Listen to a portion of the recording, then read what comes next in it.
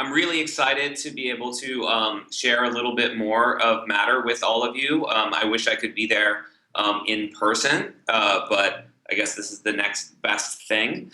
Um, so I thought what I would talk about today really, collaboration culture symposium, right? This is what this is called. I love that name because Matter at its core is about culture above all else, culture and community.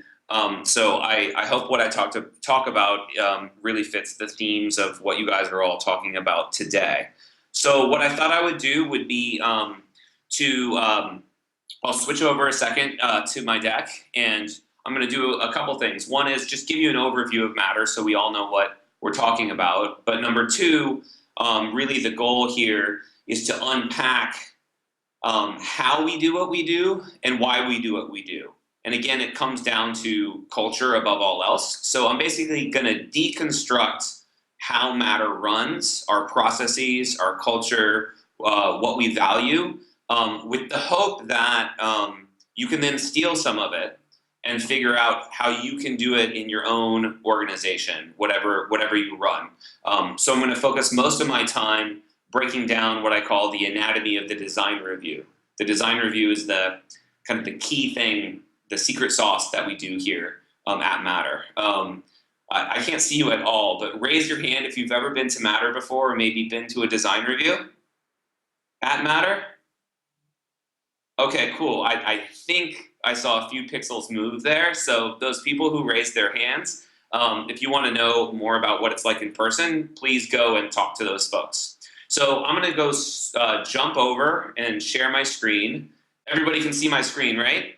Okay, so what is Matter and how do we do what we do? So at Matter, our mission is to build a more informed, a more connected, and a more empowered society.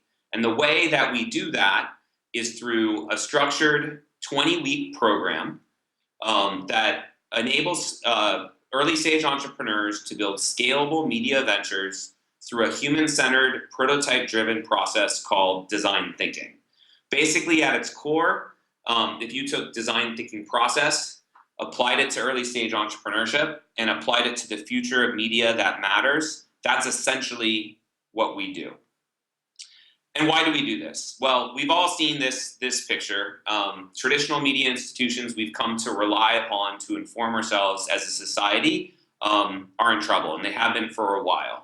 And for me, the question was, well, what do we actually do about that? What action can we take? And back in, I think, 2009, Clay Shirky wrote this blog post when the bottom was falling out of the newspaper industry that really motivated me. He said, if the old model is broken, what will work in its place? And the answer is nothing will work, but everything might. Now is the time for lots and lots of experiments.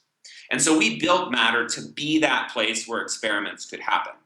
And it's a great time to be experimenting within media. Just look at what Mark Andreessen wrote about it. He said, I'm more bullish about the future of the news industry over the next 20 years than anyone I know. It's going to grow 10x to 100x. But here's the key thing that he said. What does it actually take to succeed? He said it requires vision, scrappiness, experimentation, adaptability, focus, deferral of gratification, and an entrepreneurial mindset. It's these mindsets that are the most important thing to building a culture of experimentation and discovering the future of media. So that's what we do at Matter. Two things I wake up thinking about every single day. One, how do we build a culture of experimentation? A culture that embraces what I think makes Silicon Valley special, which is this idea of failing forward. And two, building a community of 150 plus mentors to help the entrepreneurs along the way. All through a structure that is constantly encouraging and forcing our entrepreneurs to state their hypotheses, to get their ideas out there early and get feedback. We have a rule called a no stealth mode rule. There's no hiding. Everybody realizes that their ideas are not that good until they get them in front of other people. And you use prototypes to get information and do what I like to call the drunken walk of the entrepreneur. So 83 entrepreneurs have gone through this program so far, and 35 companies over 5 cohorts, and we're supported by the 9 partners who are on this slide. So that's a little overview of Matter. Now let's deconstruct a little bit the way we structure our program. So like I said, it's 20 weeks, and we start off with a boot camp focused on design thinking process, and then it's basically 4 one-month sprints to our demo days in New York and San Francisco. And the design reviews that mark each month are kind of the core representation of what we do, and I'll go into them in a second. But this is what the boot camp looks like. We have a weekly speaker series. This is the founder of Quartz. We create an intimate environment where entrepreneurs can learn the real stories from other innovators and entrepreneurs. We have office hours, workshops, and these design reviews. Overall, the goal of Matter is to help entrepreneurs fail fast and get feedback in a safe space. Oops, what did I do? 1 second. All so that they could do what I call the drunken walk of the entrepreneur. This is what success looks like. It's not a perfect plan up and to the right. It is a drunken walk. And so what you have to do is you have to design structures, processes, and cultures that actually reinforce something like this as being success, rather than something that falsely looks perfect when it's not. So we build up to demo days in San Francisco and New York City. So what is this design review all about? So the design review, again, we after this boot camp, they have their first design review, which is called Baseline. And what it is, it's like a mini demo day, but 19 weeks before demo day. And what I want is our entrepreneurs to fail. I want them to fall flat on their face 19 weeks before demo day, rather than pretending that they have it perfect and then getting in front of 400 investors and media executives in San Francisco and New York and failing then. So you'll see different themes for each demo day design review that we have. And we structure it in a way where I kind of think about how do you build a venture. So there's lots of ways to think about building ventures, but this is the model that we use. So top-down trends, bottom-up point of view, minimum viable product, business model, growth hypothesis, all wrapped in a story. So top-down trends. Entrepreneurs need to be making a bet on where the world is going to be 2 years from now. What are the 2 or 3 trends that are colliding, that are creating a hole in the universe, a gap that they are aiming for? Not what is the world like today, because then that's too late, 2 years from now. And is it adjacent to a big enough market relative to the type of investment that they are raising? So you need top-down trends. On the other hand, you also need to go in the opposite direction, and you need a very specific bottom-up point of view. That's who is your specific user? Who's your audience member? What is their name? What is the one person you wake up every day designing for above all else? What context are they in? Are they driving a car? Are they at home lounging on their sofa? What context are they in? What needs do they have? How deep are those needs? And do you have deep insights around that user? Or could I have just made that up? Without ever having met them before? So as an investor, I see hundreds and hundreds of pitches, and people tend to either be top down or bottom up in their pitches. And the whole goal here is entrepreneurs have to do both. You have to bounce between the two. Terrible pitchers are ones that talk about where the world is going, but you have absolutely no idea what they're trying to build. And then on the other side, if you have a very specific customer you're designing for, but it's not fitting into something bigger and more interesting, then that's also troublesome. So in between those two things, you have to create a product or a service that meets that need in a compelling way. And that's what we call a minimum viable product. Around that, you have to figure out how it's sustainable monetarily. How do you make money, right? What's the business model? And then you also need a growth hypothesis, which is once you have that product market fit, how does this actually grow over time? Is the idea that you just throw a lot of money at it through commercials? That doesn't really work very well these days. However, can you have growth built into your product where it grows organically and can scale organically? That's pretty interesting. And then stepping back, and everybody there, I'm sure if I could see you right now, I'd ask you to raise your hand if you consider yourself to have a storytelling background. Why don't you all do that right now, even though I can't see you? So if you have a storytelling background, if you are a journalist, the big thing that I want to tell you is that storytelling is the most crucial part of venture capital and entrepreneurship and innovation. I never would have thought that after I left Frontline that the power of character-driven narrative would be something that would make me a successful venture capitalist, but it's absolutely true. As we all know, stories enable us to take complex ideas and make them understandable to others, especially character-driven narratives.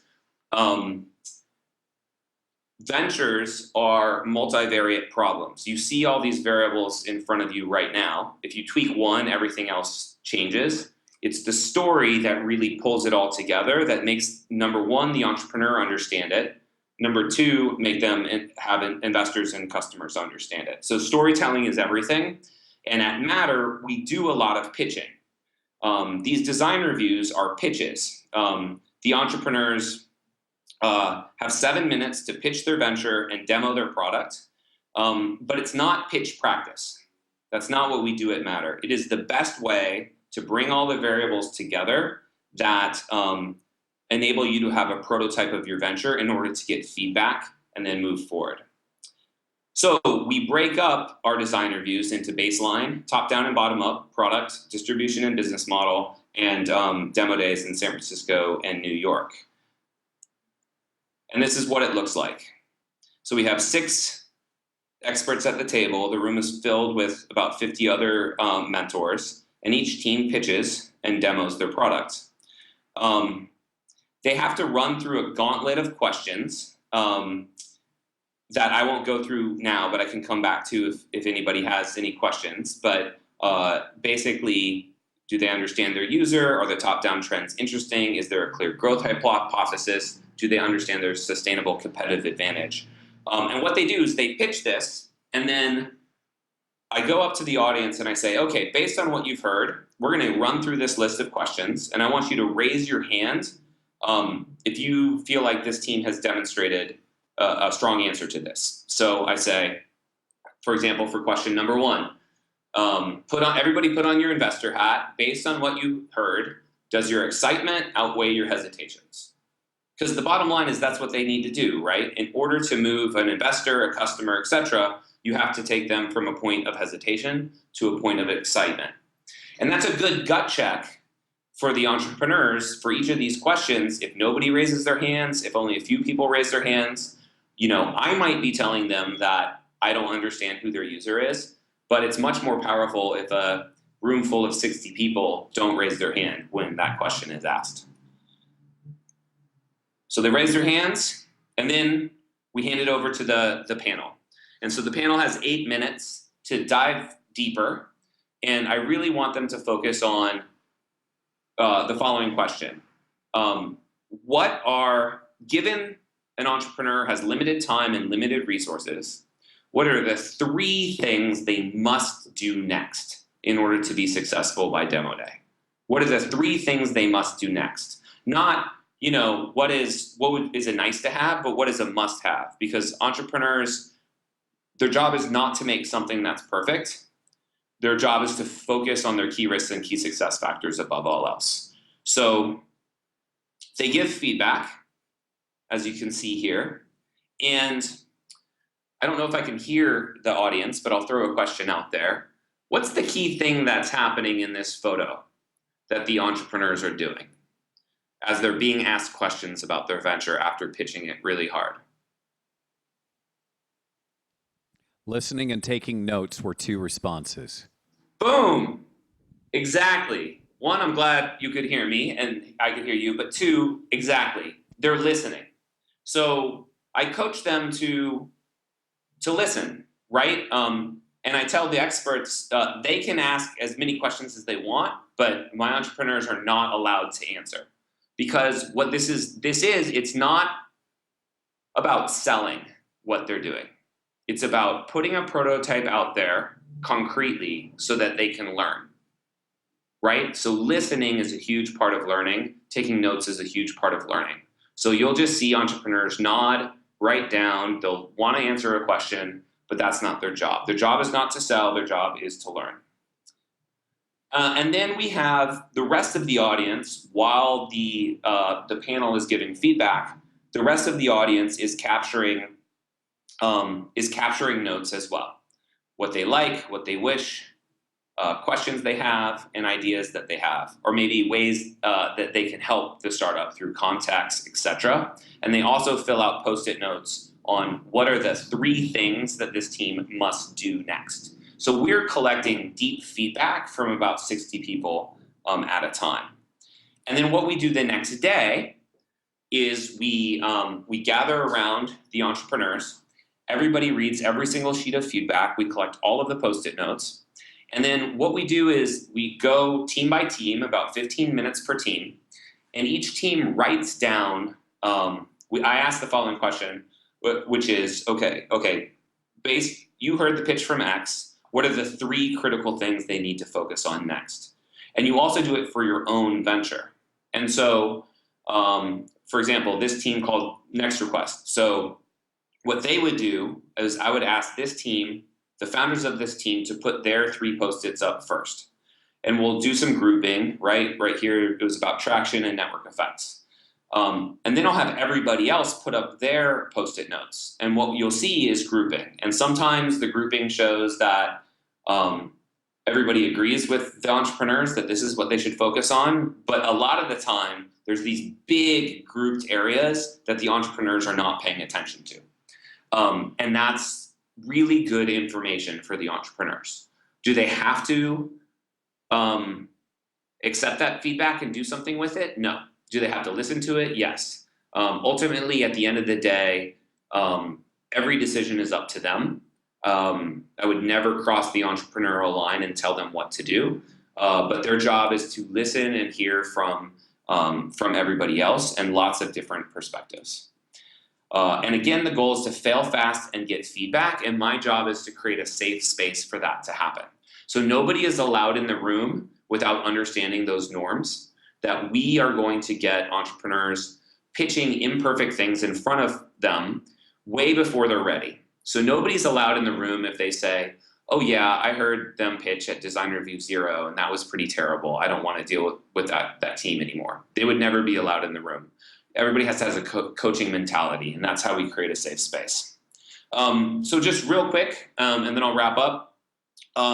We not only do this for our entrepreneurs, but we actually do this for our partners. So Matter is supported by these 9 partners. And what we do is we actually run what we call a parallel program for our partners, where they can take an internal project, go through a partner boot camp, and then they come back to these design reviews. Design reviews are on a Thursday night. So partners will come in, they'll see the entrepreneurs, do their design review, they'll give them feedback. And then the cool thing is the next day, Friday morning, our partners will take their internal project, will treat them exactly the same way as the entrepreneurs, and they will pitch their internal project to other partners, the Matter team, and also the entrepreneurs. So the tables turn.